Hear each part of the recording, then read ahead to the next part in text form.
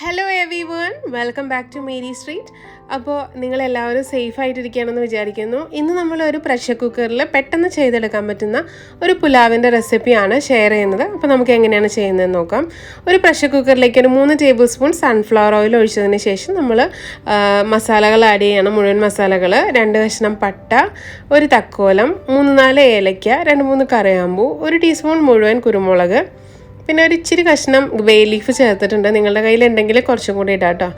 ഇനി അതൊന്ന് പൊട്ടി തുടങ്ങുമ്പോൾ അതിലേക്ക് 1 ടീസ്പൂൺ ചെറിയ ജീരകം ചേർക്കാം. പിന്നെ ഒരു മീഡിയം സവാള അരിഞ്ഞു വെച്ചതാണ് ചെറുതായിട്ട്, നല്ല നേരിയതായിട്ട്, അതും കൂടെ ചേർത്ത് നന്നായി ഒന്ന് വഴറ്റിയെടുക്കാം. ഇത് ബ്രൗൺ കളർ ആവാൻ വെയിറ്റ് ചെയ്യൊന്നും വേണ്ട, നന്നായിട്ടൊന്ന് മുരിഞ്ഞു തുടങ്ങിയാൽ മതി. അപ്പോൾ അതിലേക്ക് കുറച്ച് ഉപ്പും കൂടെ ചേർത്തിട്ടുണ്ട്. ഇപ്പോൾ സവാള ഈ ഒരു പരുവത്തിനായി കഴിഞ്ഞാൽ നമുക്ക് ഇതിലേക്ക് 2 ടീസ്പൂൺ നിറയെ ഇഞ്ചി വെളുത്തുള്ളി പേസ്റ്റ് ചേർക്കാം. ഇതും ഒന്ന് നന്നായി വഴറ്റിയെടുക്കണം. നല്ല പച്ചമണമൊക്കെ മാറുന്നത് വരെ ഒന്ന് നന്നായി വഴറ്റിയെടുക്കണം. പെട്ടെന്ന് ഉണ്ടാക്കിയെടുക്കാൻ പറ്റുന്ന ഒരു സംഗതിയാണ് കേട്ടോ ഇത്. അപ്പോൾ നമ്മുടെ പീസ് ചേർക്കുകയാണ് ഇതിലേക്ക്. ഞാനിവിടെ ഫ്രോസൺ പീസാണ് എടുത്തിരിക്കുന്നത്. നിങ്ങളുടെയൊക്കെ ഫ്രഷ് കിട്ടുവാണെങ്കിൽ അത് ഉപയോഗിക്കാം, അല്ലാന്നുണ്ടെങ്കിൽ ഏത് വെജിറ്റബിൾസ് വേണമെങ്കിലും ഉപയോഗിക്കാം കേട്ടോ. അപ്പോൾ 2 കപ്പ് അരിയാണ് ഞാൻ യൂസ് ചെയ്യുന്നത്, അതുകൊണ്ട് തന്നെ 2 കപ്പ് ഗ്രീൻ പീസ് എടുത്തിട്ടുണ്ട്. അതൊന്ന് വെള്ളത്തിലിട്ട് നന്നായി കഴുകി തണുപ്പൊക്കെ മാറ്റിയെടുത്തിട്ടുള്ളതാണ്. അതൊന്ന് 2-3 മിനിറ്റ് വഴറ്റി കഴിഞ്ഞാൽ അതിലേക്ക് നമ്മൾ കഴുകി ഒരു അരമണിക്കൂർ വെള്ളത്തിൽ കുതിർത്തി അത് ഊറ്റിയെടുത്ത് വെച്ചിരിക്കുന്ന അരിയാണ്. സാധാരണ ബസ്മതി റൈസാണ്, അത് ചേർത്ത് കൊടുക്കാം.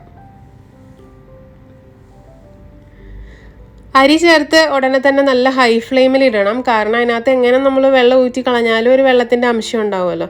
അപ്പോൾ അതൊന്ന് 2 മിനിറ്റ് ഹൈ ഫ്ലെയിമിലിട്ട് നന്നായി ഒന്ന് വഴറ്റുക. അതിനുശേഷം മീഡിയം ഫ്ലെയിമിലാക്കിയതിന് ശേഷം ഒരു 2 മിനിറ്റും കൂടെ വഴറ്റുക. അപ്പോൾ അരി നല്ല പാകത്തിന് നല്ല ഇത് എണ്ണയിൽ കിടന്നിട്ടൊന്ന് ഇതായി കിട്ടും. ഇനി അതിലേക്ക് ഒരു 3 പച്ചമുളക് ഒന്ന് പതുക്കെ ഒന്ന് ചെറുതായി നടുകെ കീറിയിട്ടുണ്ട്. ഇനി ഒരു 10-12 അണ്ടിപ്പരിപ്പ്, അതുപോലെ ഒരു പകുതി നാരങ്ങ, ഇതും കൂടെ പിഴിഞ്ഞൊഴിക്കുക. നാരങ്ങ പിഴിഞ്ഞൊഴിക്കുമ്പോൾ പുലാവിലേക്ക് ഒരു പ്രത്യേക ഫ്ലേവർ കിട്ടും. ഇഷ്ടമില്ലാത്തവർ ഒഴിക്കണ്ട കേട്ടോ. എന്നിട്ട് എല്ലാം കൂടെ നന്നായിട്ടൊന്ന് മിക്സ് ചെയ്ത് കൊടുക്കുകയാണ്. നമ്മൾ 2 കപ്പ് അരിയാണ് ഇവിടെ എടുത്തിരിക്കുന്നത്, അതുകൊണ്ട് തന്നെ 1 കപ്പിന് 1.5 കപ്പ് വെള്ളം എന്നുള്ള നിലയ്ക്ക് 3 കപ്പ് വെള്ളവും പിന്നെ ഒരു എക്സ്ട്രാ 1/2 കപ്പ് വെള്ളം കൂടെ ചേർക്കും കേട്ടോ. അപ്പോൾ അതിലേക്ക് ഒരു 1/2 ടീസ്പൂൺ ഗരം മസാലപ്പൊടി, അതുപോലെ ഒരു 1/2 ടീസ്പൂൺ ജിഞ്ചർ ഗാർലിക് പേസ്റ്റ് നേരത്തെ ചേർത്തതുപോലെ. ഇത് പച്ചയ്ക്കാണ്, നമ്മൾ ഈ ഇഞ്ചി വെളുത്തുള്ളി പേസ്റ്റ് വഴറ്റുന്നില്ല കേട്ടോ. അങ്ങനെ ചേർക്കുമ്പോൾ നല്ലൊരു മണമായിരിക്കും. നമ്മുടെ പുലാവ് റെഡിയായി കഴിയുമ്പോൾ നമ്മൾ ഈ റെസ്റ്റോറൻറ്റിൽ നിന്നൊക്കെ മേടിക്കുമ്പോൾ നല്ലൊരു മണം ഉണ്ടാവില്ലേ, അതുപോലത്തെ ഒരു മണം കിട്ടും കേട്ടോ. നല്ലൊരു ഫ്ലേവറും ഉണ്ടാവും. അപ്പോൾ ഞാൻ തിളപ്പിച്ച വെള്ളമാണിത്, 3.5 കപ്പ് വെള്ളം ചേർത്തിട്ടുണ്ട്. ഇനി അതൊന്ന് നന്നായി എല്ലാം കൂടെ ഒന്ന് മിക്സ് ചെയ്യാണ്. ഇനി ഇതിലേക്ക് വേണ്ട ഉപ്പെല്ലാം ഒന്ന് പാകത്തിനാക്കണം. വെള്ളം ടേസ്റ്റ് ചെയ്ത് നോക്കുമ്പോൾ കുറച്ചൊന്ന് ഉപ്പ് മുമ്പിൽ നിൽക്കണം. അപ്പോഴാണ് നമ്മുടെ അരി കുക്കായി വരുമ്പോൾ എല്ലാത്തിലേക്കും കറക്റ്റായിട്ട് ഉപ്പൊക്കെ ഉണ്ടാവുള്ളൂ. പിന്നെ ഒരു 1/2 ടീസ്പൂൺ പഞ്ചസാര, പിന്നെ ഉപ്പ് കറക്റ്റ് ചെയ്യാൻ പാകത്തിന് ഉപ്പും അതും കൂടെ ചേർത്തതിന് ശേഷം നമുക്ക് ഒരു ടേബിൾ സ്പൂൺ ബട്ടറും കൂടെ ഇതിലേക്ക് ചേർക്കാം. എന്നിട്ട് ഇത് അടച്ച് വെച്ച് നമുക്ക് ഹൈ ഫ്ലെയിമിൽ ഒറ്റ വിസിലിന് വേവിക്കാം കേട്ടോ.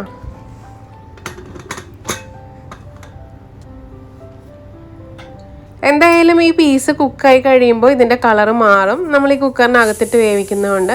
ഇപ്പോൾ നിങ്ങൾ ഗസ്റ്റൊക്കെ വരുമ്പോൾ ഇങ്ങനെ കൊടുക്കാൻ ഇഷ്ടമില്ല, ഭംഗിക്കുറവ് തോന്നുകയാണെന്നുണ്ടെങ്കിൽ നിങ്ങൾക്ക് ഈ റൈസ് മാത്രം വേവിക്കാം.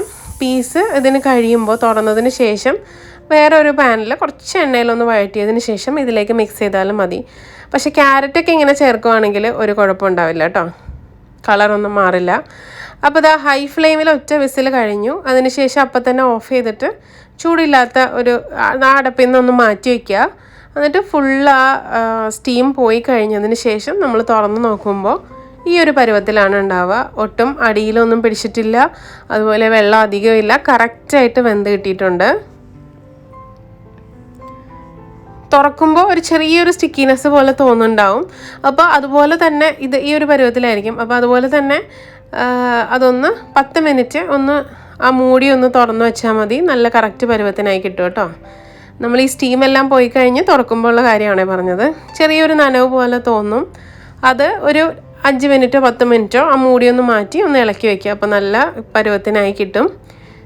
ഒരു പിടി നിറയെ മല്ലിയിലയും കൂടെ ചേർത്തിട്ട് നന്നായി ഒന്ന് മിക്സ് ചെയ്തെടുക്കുകയാണേ.